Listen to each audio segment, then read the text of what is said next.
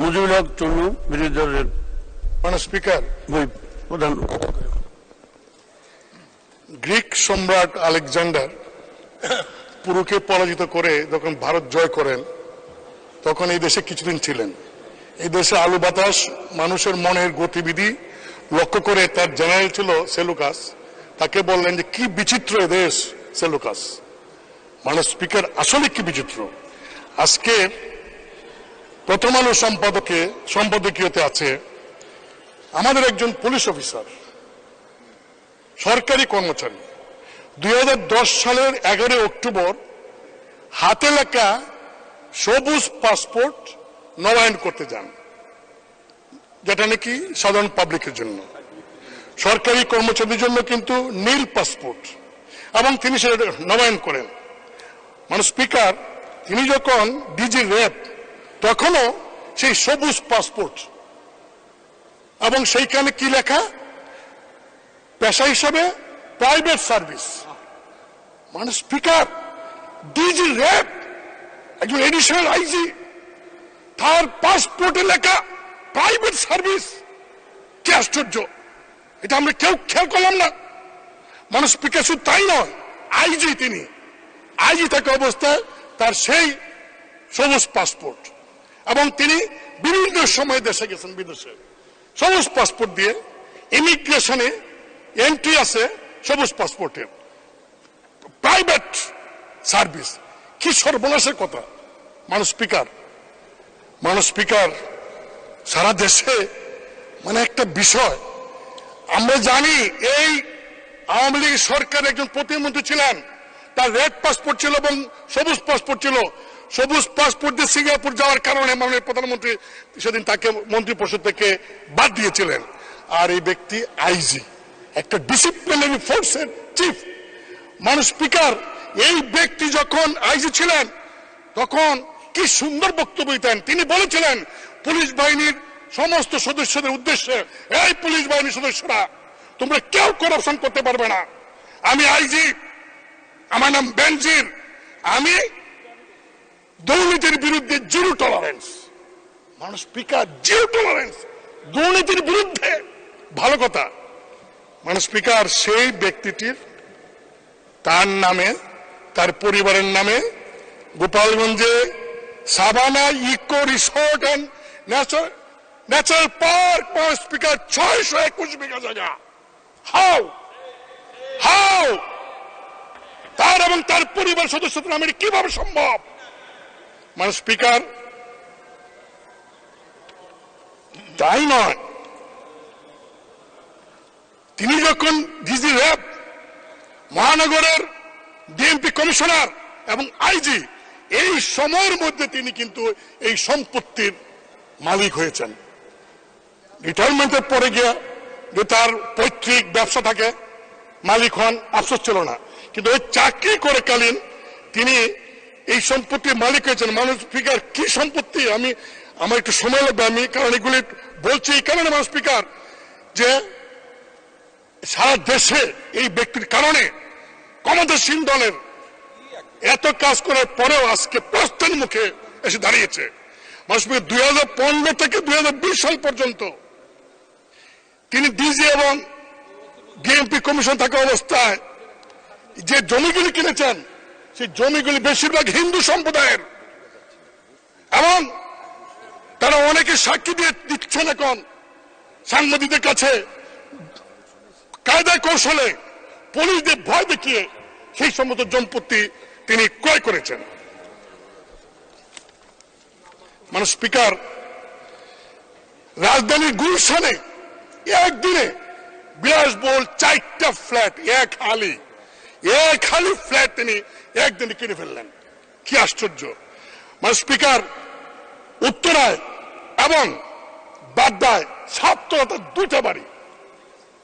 Bowel resort, যে রিসোর্টে অভিযোগ প্রায় 30-40 বিঘা জায়গা বনের, এবং সেই বন বিভাগ থেকে এখন বলা হচ্ছে তাদের জায়গা দখল করে বাওয়াল রিসোর্ট করা হয়েছে, সেটারও আমরা জানতে পারলাম 25% শেয়ারের মালিক তিনি।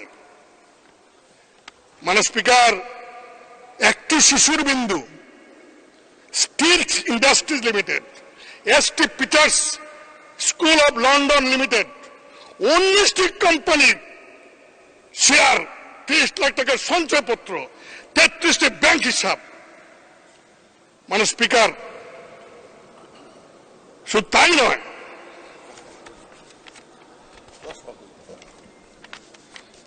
ঠাকুরগাঁও সদরে 50 বিঘা জায়গা তার এবং তার ফ্যামিলির নামে।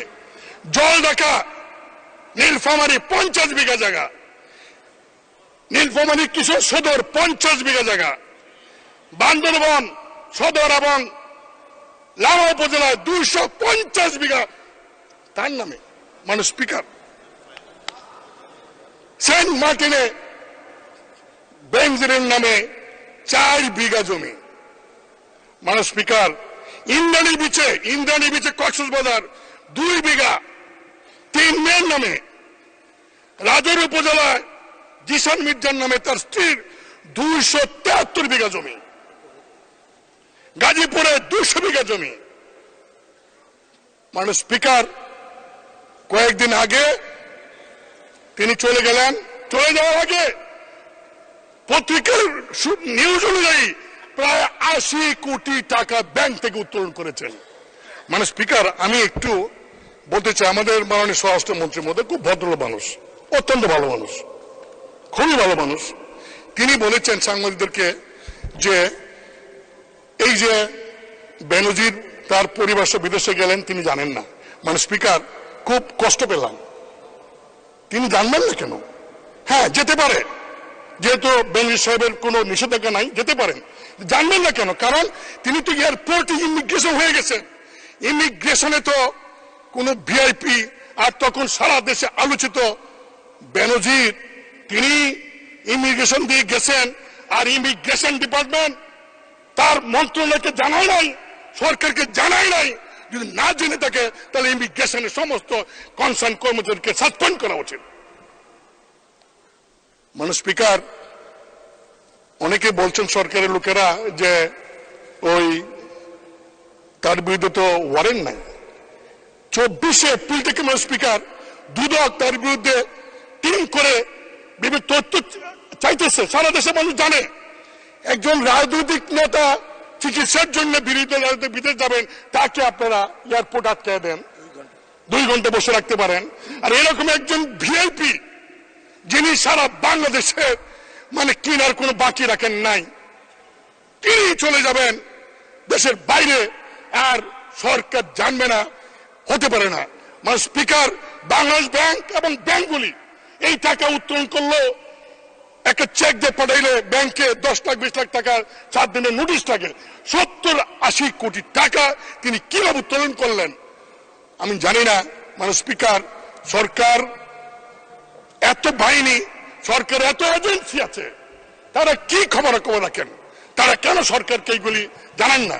মানে স্পিকার, 2 টন গম যদি বিক্রি করে ইউনিয়নের মেম্বার, তার বিরুদ্ধে মামলা হয়ে যায়। একজন এমপি এলাকায় কাবিকার কাকে কি দিল সেটা পত্রিকা ফলাও হয়ে যায়, হ্যাঁ, মামলা হয়। আর কৃষকের 50,000 লোনের জন্য অ্যারেস্ট করা হয়। আর মানে স্পিকার, এই লোকটি মানে এরকম অবস্থা, এত কোটি কোটি টাকা, এত সম্পত্তি কিভাবে সম্ভব হলো? কেন সরকার দেখলেন না? মানে স্পিকার, যতই বলেন সরকার এখন দায় দায়িত্ব নাই, এই কথা বললে দেশবাসী মানবে না। কারণ এই ব্যক্তি তো এই সরকারের আমলে প্রমোশন পেয়েছে, পোস্টিং পেয়েছে, এবং এই সরকার আমলে চাকরি থাকা অবস্থায় এই সমস্ত সম্পত্তি সে ক্রয় করেছে এবং দুর্নীতি করেছে। আর সে বলে দুর্নীতির বিরুদ্ধে জিরো টলারেন্স। মানে স্পিকার, আমি শুধু এটুকু বলবো যে এই বিষয়টাকে গুরুত্ব দিয়ে যদি সরকার ব্যবস্থা না নেন, দুদক তদন্ত করছে, তদন্ত বছরের পর বছর যদি চলে, এই তদন্ত যদি শেষ না হয় এবং কোর্টে গিয়ে বিচার না হয়, মানে স্পিকার, তাহলে দেখা যাবে আরো যারা আছে বেনজির তারা আস্কার পাবে। এবং মানে স্পিকার, আমি আপনার মাধ্যমে দাবি করব, যত সরকারি আমলা আছে, এই এমপি যারা আছে, যারা পলিটিক্যাল পার্টির নেতারা আছে, তাদের সবার হিসাব আপনি নেন। সরকার সবার হিসাব লোক, আমি আমার হিসাব 1 ঘন্টার মধ্যে দিব।